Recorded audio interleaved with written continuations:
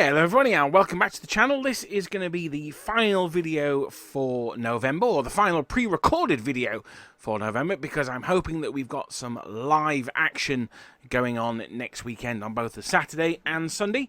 So stick around at the end because I'll give you the details of that.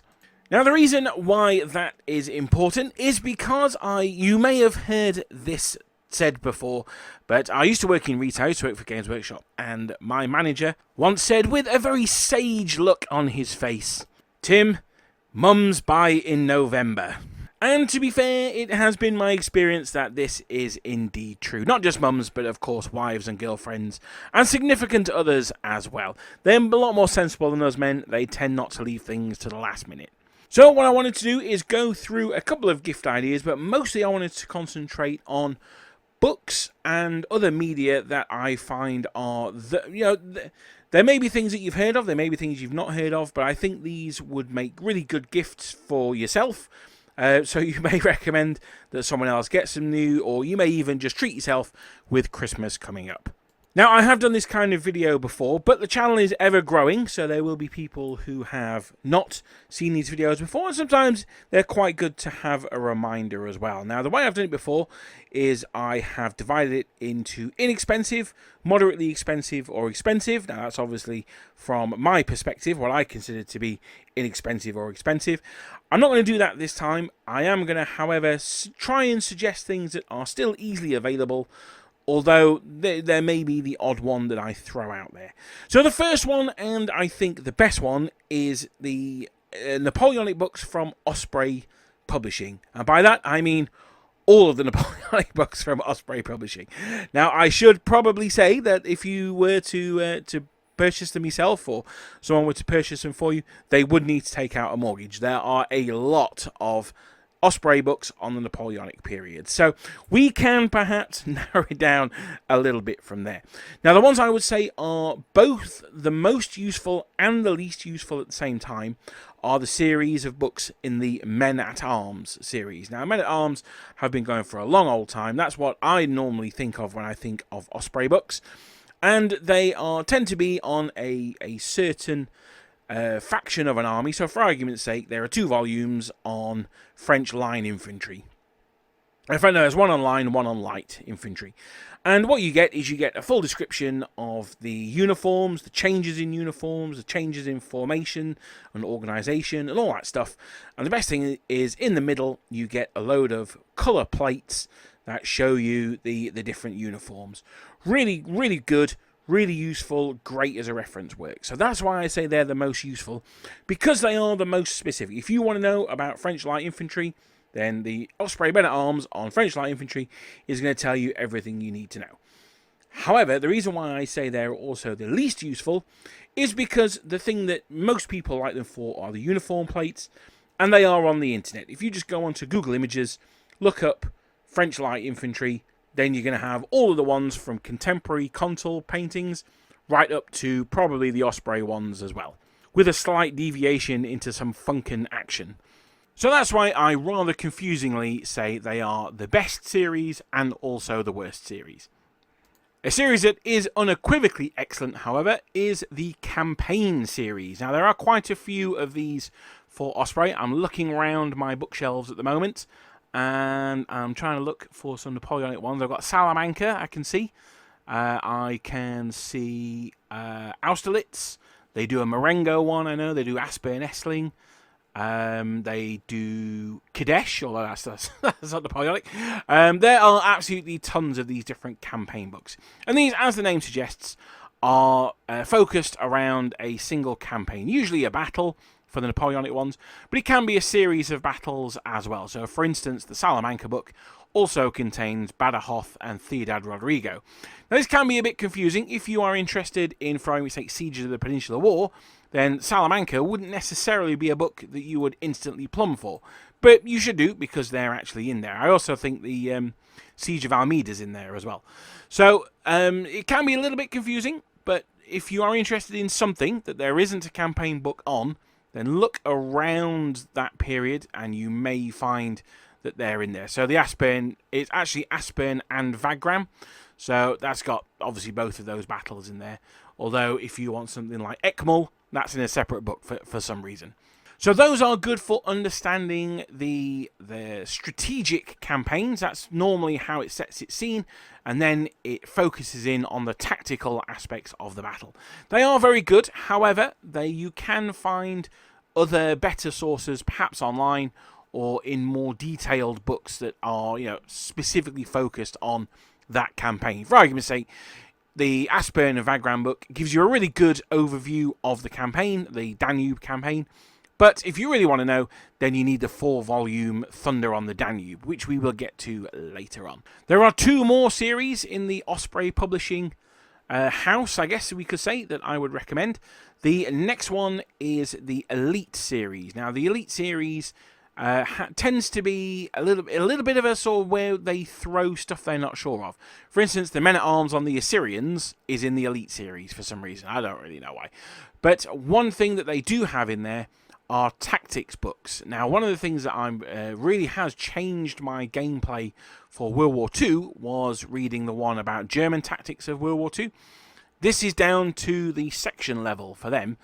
They do, however, do Napoleonic ones as well. They do one for light cavalry, one for heavy cavalry. If you've seen my live streams, you'll know I keep those close to hand.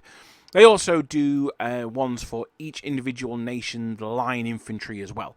Those are very, very worth checking out. Again, if you want to understand, particularly if you're playing something like Black Powder or even something like Sharp Practice, another smallish scale game system where your units are battalions, then that's absolutely the one that you want to go for. They're really, really, really good books.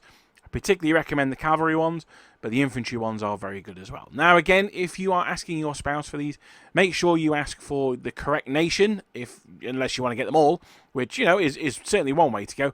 Make sure you ask for the French or the Prussians or the British or whatever your unit is. At the moment, I think they only do French, Prussians, and British. I don't think they do Russian or Austrians yet, unless my Google foo is failing me. I had a quick look. I can't see them on there, but as far as I'm aware, they don't do them at the moment. I'm sure they will come later.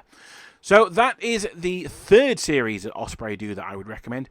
The final one, and this is particularly good for someone who gets confused by the whole Napoleonic Wars thing.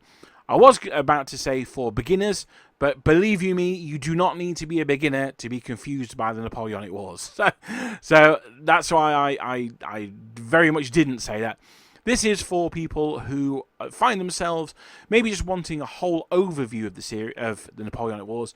They do a series called The Essential Histories. And these books provide fantastic overviews of the periods that they're trying to cover. Now, I will say, of course, that they aren't perfect.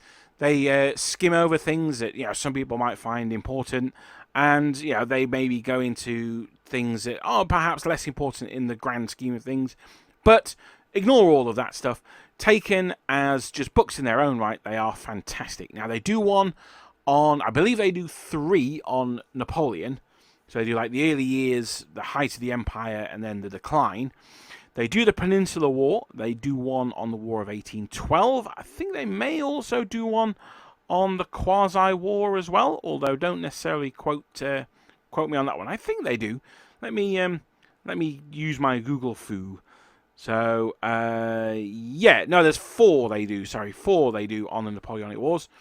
That's just the general ones, and then the Peninsular War is separate. Now, they are, as I say, really good overviews. Would recommend. You can get different overviews from other people. The War to End All Wars is another good one. We'll come to that in a second. But overall, I would say the Essential Histories are really good. If you're wanting an overview, I'd go Essential Histories. If you want to concentrate more on a focused view, then I would look at the Campaign series books. For tactics, you want the Elite books, and for just general unit knowledge, then I would recommend going for the Men-at-Arms. They do a series called Duel, and they have like a Russian Jaeger versus a French Léger. I've never read any of those books. I'm sure they're very good, but I don't know much about them, I'm afraid. So if you have read them, then let me know in the comments if they're worth getting hold of. There is a 5th series that I'm going to briefly touch on here, but I'll come back to them later. And that is their Wargaming rules. Now, Osprey do a whole series of Wargames rules, some of which are more popular than others. Some of the ones they do are Fighting Sail. That's a naval set, of course. And they do, what's the Napoleonic, land war called set? Absolute Emperor, that's the one. So, yeah, they also do and they're fairly simple. Their 7 Years' War rules are pretty good. I've used those. They do a skirmish set as well called Chosen Men, and they also do another set, which we may be seeing on the channel a lot more, and that is, of course, the Silver Bayonets. But we will come back to the Silver Bayonets more towards the end. So that's the Osprey series out of the way, and I started with those because they cover the widest range of the Napoleonic period. I mean, everything from the French Revolution right through to Waterloo. And speaking of Waterloo, that is clearly almost like a sub-period. And I want to talk about a book that focuses incredibly tightly on Waterloo, and that is the Waterloo Companion by Mark Adkin. Now, one of the reasons why I am doing this video this early in the year, because we're still in November, is, as I say, bum shop in November. However, I recently went onto eBay to check the Waterloo Companion, and they are at very varying prices. We've got one at £70, £69.99, and there is one at, I'm just scrolling down to see it, £231.40. Now, this book is out of print at the moment. Do not, for the life of you, go for the £200 one. I have seen one at £40, and you also get a 15% off voucher with that, so that makes it £34. Now, that one is an absolute steal. It was pretty much that when it was still in print. So if you are still watching this video, jump onto eBay right now and grab that book, because there's only one copy as far as I can see. To be honest, if it's already gone, I may have bought it myself, even though I've already got at least one copy. I think I may even have 2 copies of that book. It is very good. It's very detailed. There's a lot of pictures. There's a lot of contemporary accounts in there. It's very much, I don't know if you guys remember this, it reminds me very much of a Dorling Kindersley book from when I was a youth, and that had like really good illustrations in there. They did a particularly good one on a man of war. But it has that feel, but for adults about it. So, no, the Waterloo Companion is spectacular. If blowy boats are more your thing, and I don't know why they wouldn't be, then they also did a Trafalgar Companion. Now, that's a little harder to get hold of. That'll be a bit more expensive because it's a bit more specialised. But if you can get hold of the Waterloo Companion, particularly if you can get hold of it for sub £50, then absolutely you will not regret getting that for a second. Even if Waterloo isn't your jam, and regular viewers will know that Waterloo is a kind of take it or leave it for me, then it's still well worth getting, because it has all of those contemporary accounts, which, okay, this time they're about Waterloo, but they could be almost about any battle. So there is well worth getting hold of. It's by a chap called Mark Adkin, who I believe is a journalist, so he writes it in a very accessible way, rather than being quite a stuffy academic book.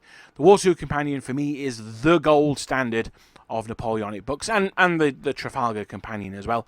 You cannot go wrong getting hold of that book. It is really interesting. The only problem that you'll have is, and well, this is a problem that I have, is I'll read something that's really interesting, and I'll tell everyone I know, including people who have absolutely zero interest in Napoleonics or wargaming or history whatsoever, but they're so exciting that you just feel that you have to tell someone.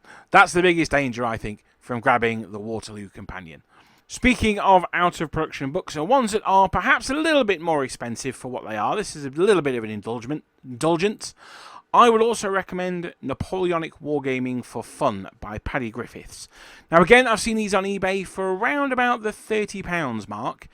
I think that's about the limit I would want to go to. I certainly wouldn't want to spend £50. I think I'd want to spend less than that.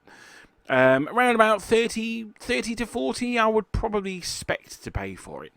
Now, this is a really good book. It's quite old now, but don't let its age fool you, because one of the really good things about it is it explores the different aspects of wargaming the Napoleonic period. So the main thing that it's concerned with is different scales of gaming. And I don't mean scales of figures, I mean scales of game. So you might have a brigade game, a divisional game, a corps game, a section game. There's rules, so you can take those rules and adapt them for any size game that you want. So, for instance, you might like the skirmish rules. They're a little bit outdated now, although I think they're pretty good. But you might think they're a bit outdated, so you use them as the basis to make your own skirmish rules. You know, things like that. I think they're great. As I say, it's out of production, so it can get quite expensive. I've seen one on eBay for £35 plus postage. I've seen one for £28 plus postage. The condition of that one's not quite as good, and I'm sure you can find them on other specialist sites, or perhaps even at Wargaming shows as well. There's one left here in the UK before Christmas. That one is at Pudsey, so you can perhaps pick it up there as well. Speaking of Wargaming books, and this is perhaps the ones that I should have started with, so apologies that I didn't, but I got a bit carried away with the plethora of options available from Osprey. Perhaps the most obvious one to start with are the supplements for Black Powder itself. Now, I know people who've been playing Black Powder since day one. They are, ride or die Black Powder fans, and they still haven't got the supplements for the Napoleonic Wars yet, or even like the other periods that they're more interested in. I cannot recommend these supplements highly enough. The Albion Triumphant ones are okay. They're solid. They do what they say on the tin. There's some nice photographs in there. There's some cool little, again, some eyewitness accounts, all that kind of good stuff. And they have all the stats that you need to turn your fairly vanilla Black Powder experience into a Napoleonic Black Powder game. They're really good. The one that I think really, really knocks it out of the park is the Clash of Eagles one. This is why I get so frustrated and I'm so excited for there to be more supplements for the Napoleonics. And, I bang on about it all the time. And it's because the books are really, really good. Clash of Eagles has got all of the nations that aren't Britain in it, basically. But it's got some really cool scenarios. It's got some awesome little tidbits in there. I was talking to General Dan the other day and said, yeah, I reckon we could adapt the Battle of Malo-Civets to a scenario. And I was like, oh, you mean the one in the book? I was like, oh, right, okay, there you go. So there's little things in that it saves you all the work yourself as well. They are really, really good books. As I say, Clash of Eagles in particular is a good book. It's about 150 pages, so you really get your money's worth. It's all full colour. There's some fantastic pictures in there. Really good for uniforms. I got my colour scheme for the Saxon Grenadiers from that book. And it's got a load of suggested rules in there, some of which you can use. You don't necessarily have to use them all. You don't even necessarily have to use any of them. But the stats in there are really useful. It's a really, really good book. If you haven't got the supplements yet, then I do think you are missing out. That said, maybe Napoleonics isn't your first choice of game. Maybe it's something else. Get that one instead. Get the Arthur one that's just come out, or the Lord of the Rings, the Wars of the Roses one that's just about to come out, or any of the colonial ones, or the Last Argument of Kings, or any of that kind of stuff. These supplement books are really, really good. I highly recommend them. I was slightly disappointed with Men of Bronze, and that's because it wasn't what I expected. Not expected, hoped. It didn't contain the Neo-Assyrians, which is my absolute favourite army of the ancient world, but they were technically more Iron Age, so I can forgive them for not including them. What I won't be able to forgive them is if they don't bring out an Iron Age book. Then we'll have trouble. But as they stand, the supplements are very, very, very, very good, and I would highly recommend getting them if you don't own them already.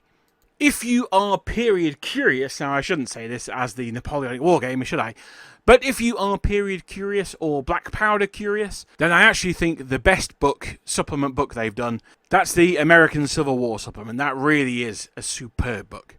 You guys know me, I'm more than happy to bash on Warlord when they do something I think is stupid or just plain weird. But in this case, no, their supplement books are really, really exceptional. I'm going to stick with Warlord for a couple of other suggestions as well. And that is if you are a Napoleonic player. So for argument's sake, I am an Austrian player. I've got all of the units I'm ever going to need. I don't want anything else. Where do I go next? Have you thought about a different Napoleonic experience? Have you thought about maybe Naval or perhaps Epic Gaming as well? Now, I did a video on Epic Gaming last week. I'm not going to go into that too much.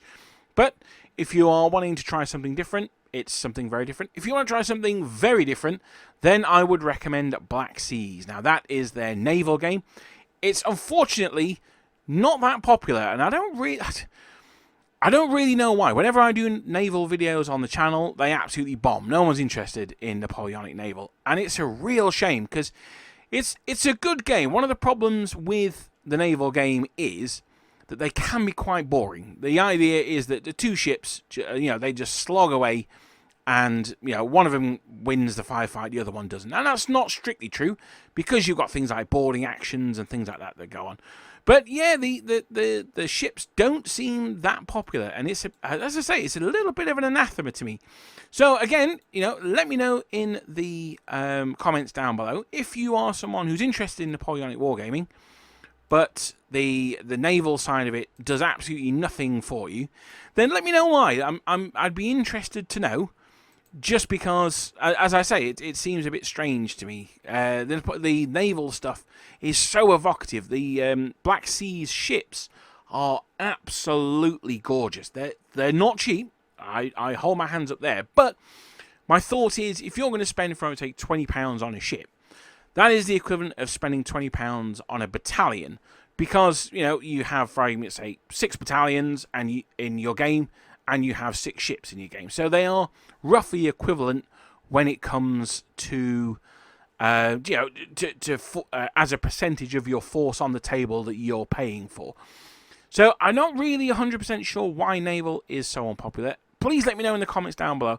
I'm looking at one of my plastic third-rate ships at the moment, and it's absolutely gorgeous. I cannot wait to get it painted, get it rigged up, and see what it looks like on the table. Now, I am going to hear people say I don't like the rigging, or the rigging seems complicated.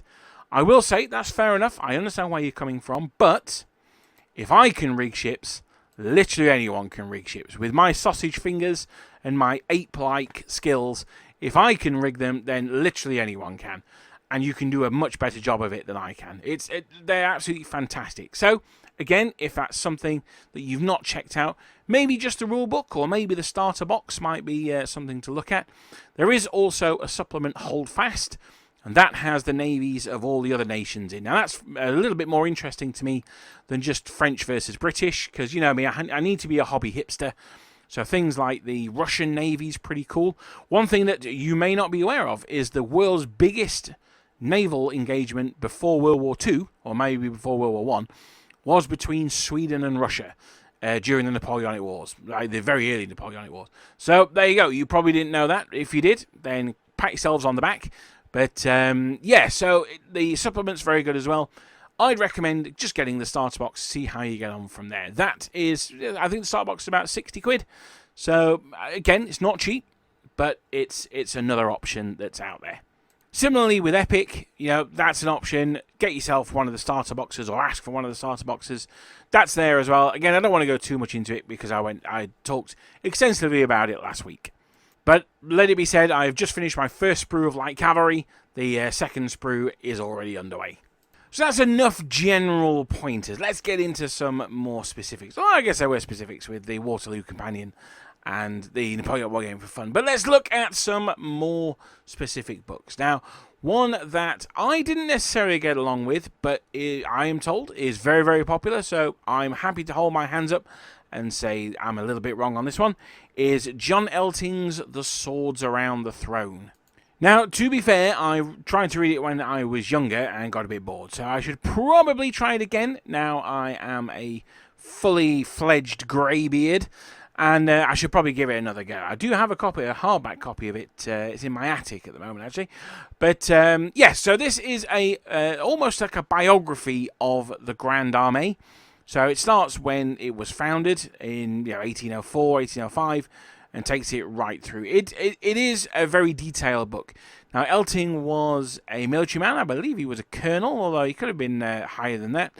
But he writes it in a relatively easy style. I found it, as I say, as a young man, I found it difficult because there's no real explanation of the terms that he's using. So that's the big problem. So I wouldn't necessarily have that as my first choice. I would go with something like the Essential Histories first. But it's a pretty good second step or into the Napoleonics, or a first step into getting that extra detail. Particularly if you want to know about the French, but obviously, he talks about the other nations as well in relation to the French. Another book that covers a similar time frame is David Gates's The Napoleonic Wars. Now, he specifically goes from 1803 to 1815. Now, again, this one I've skim-read, to be honest. I read the chapters that I would find the most exciting or the most interesting. And again, similar with the problem I had with Elting, although more so in this case, there is no real explanation of his terms. So if you don't know what he's talking about, you ain't going to find out from reading this book. And I think this is a real problem with the period, is I find a lot of writers have assumed knowledge of the period. They assume that the person being interested in the period knows stuff about it already. And for me, that's a sign of poor writing, but I mean, or at least poor editing at the very least. But, if you've got that prior knowledge, then it's good that you don't have to spend time, on the stuff that you already know, I suppose. So that, for me, looking at it from a beginner's perspective, probably wouldn't go with that one. But if you know what you're talking about already, then again, it's a pretty good overview. The problem I've got with it is if you know what you're talking about already, you probably don't need an overview. So it's a bit of a who is it aimed at? It's aimed at the people who know the period, and it goes through the period. But if you already know the period, what do you need a book that goes through the period for? That said, as with any of these books, there are nuggets in there that I really liked. It is available from Amazon. I think it's still being published, actually. And you can pick it up for around about 20 quid, £15, something like that. So that's not a bad choice. Going into books that are around about that price point and still in print, a better book I would recommend is Andrew Roberts's, well, I say better book in my opinion, is Andrew Roberts's Napoleon the Great. Now, I will put a supreme caveat on this. If you are not a dyed-in-the-wool Bonapartist, if you are not a make France great again, Napoleon's the best thing ever, then this is probably not the book for you. David Roberts, he really likes Napoleon, and I mean he really likes Napoleon. And there's not necessarily anything wrong with that, but just be aware that is his bias going in. He believes that, well, I mean, he's titled the book Napoleon the Great. So, that's kind of where he's at with that. So that would be my final general recommendation of sort of the Napoleonic Wars books, history books, from the French perspective.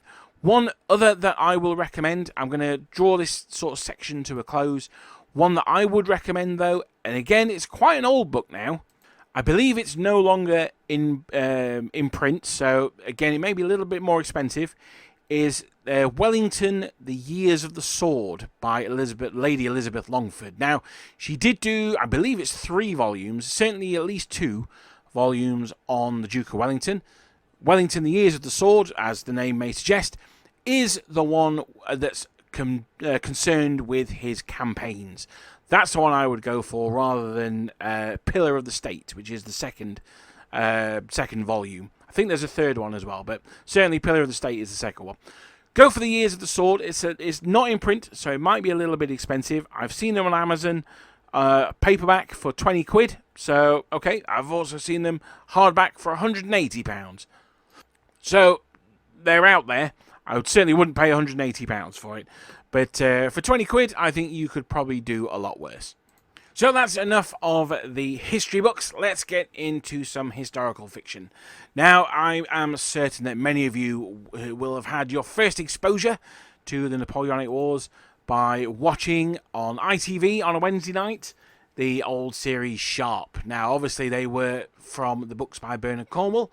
Highly recommend grabbing those. If you've not read them, then you're in for a treat. They are a bit silly. They are fun. Don't worry too much about them. Why are there lancers in Spain or whatever? Don't worry about it. Just enjoy the ride. The books are actually much better than the TV shows, I find. I mean, the TV shows are good, but they are limited by their budget, and I think that the books are much, much better.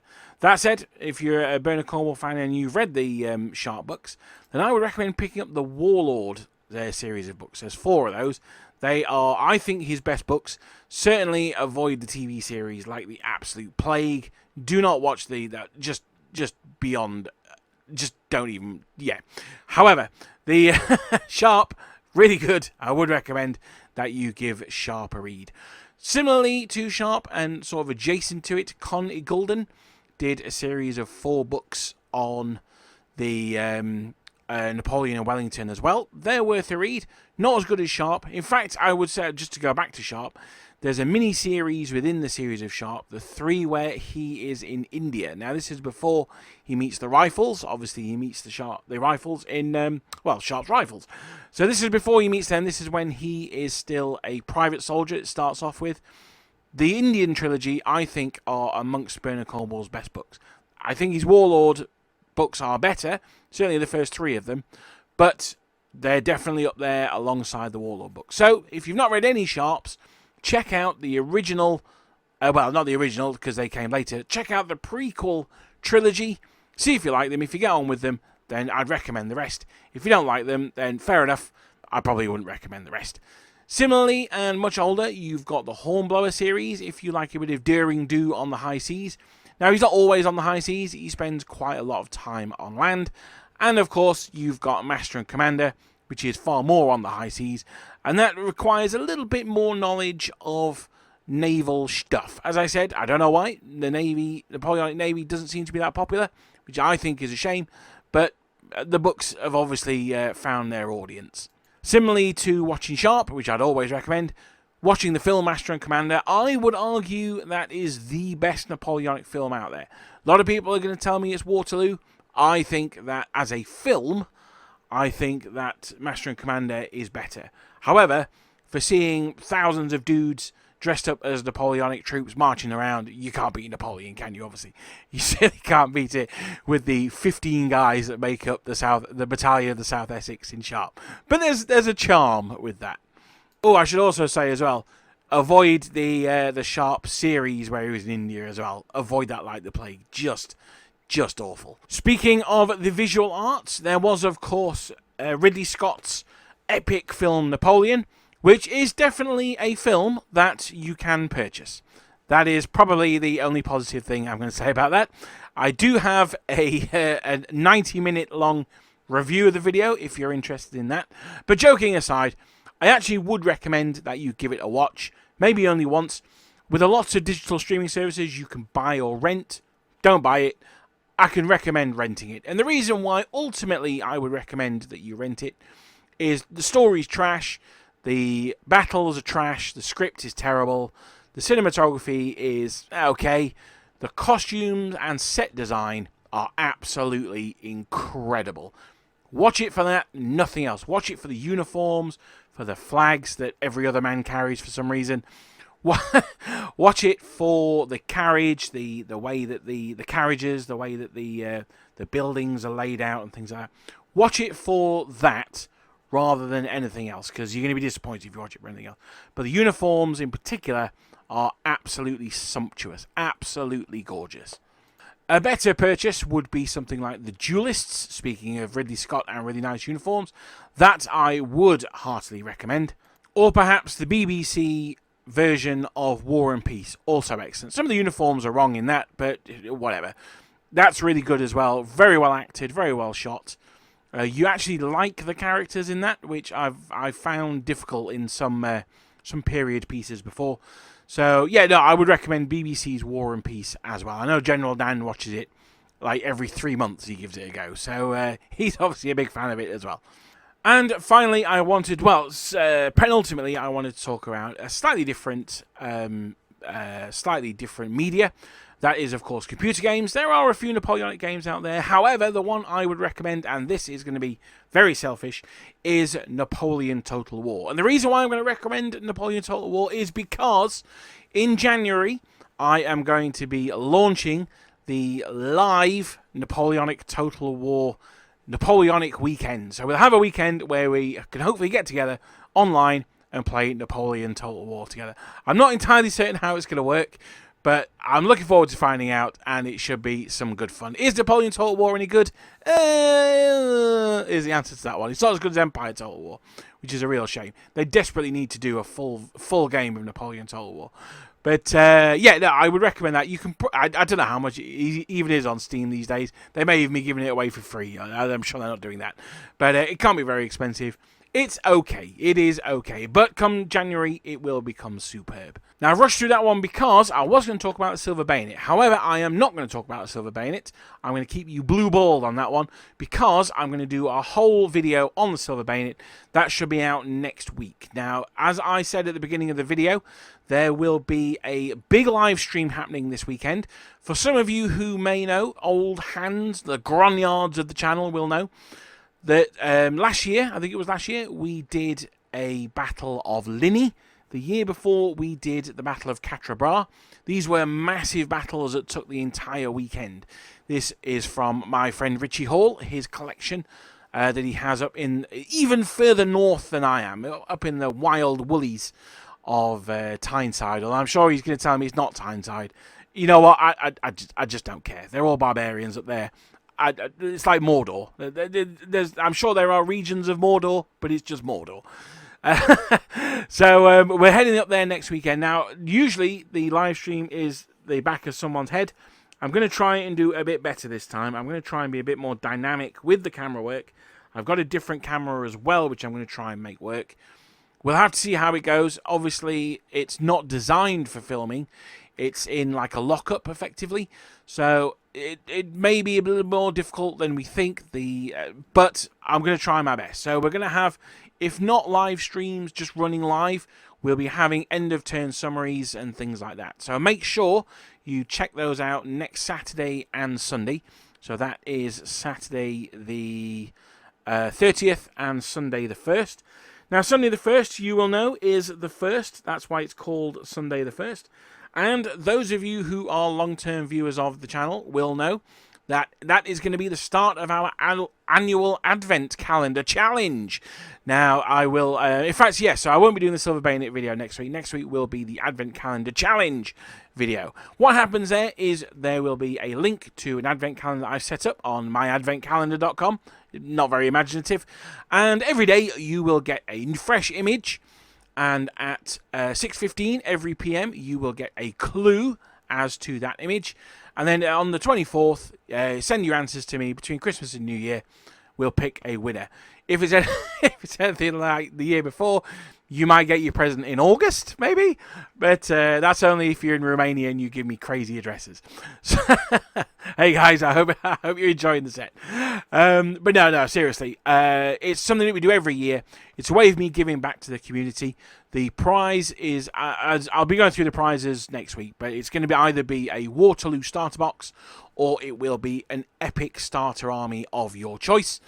That's what we go with, and it's always... I may be able to throw in an extra trinket, a bit of fun as well. But that is just to thank guys who are supporters of the channel or watch the channel. It's free. It'll be free to enter. You're going to need to get 16 out of the 24 to be eligible to win. But I'm trying to remember what the the Advent calendar is this year. Oh yes, it's people. It's personalities. That's right. The thing is, these Advent calendars, I normally make them in like August. So yes, this year it is personalities. And the great thing about it is that I can't remember who any of them are either. So it's going to be a mystery to me when I click on those Advent calendars every day as well. But I just wanted to say thank you so much for watching so far. I hope you guys have got some ideas. There's nothing revolutionary in this video. I know if you've been a long-term viewer of this channel, you may have seen these ideas 2 or 3 times before. But you may have forgotten some of them, or you may not have appreciated something like the Osprey Elites have those tactics books or something like that. But I hope you've enjoyed it. I hope it's given you some ideas. If not, well, thank you for still watching this long. I look forward to seeing you over the weekend with the live streams, and I hope that we can have a really good battle going on for you. Just a quick one as well before you go. I'm going to be doing a video with General Dan before then. I'm not entirely certain when it's going to go up, but the idea behind that video is we're going to be talking about the scenarios we're going to be playing, because this is an ongoing series of battles. Thank you so much for listening. I have bothered you enough. I hope to see you at the weekend, if not before. Have a good one.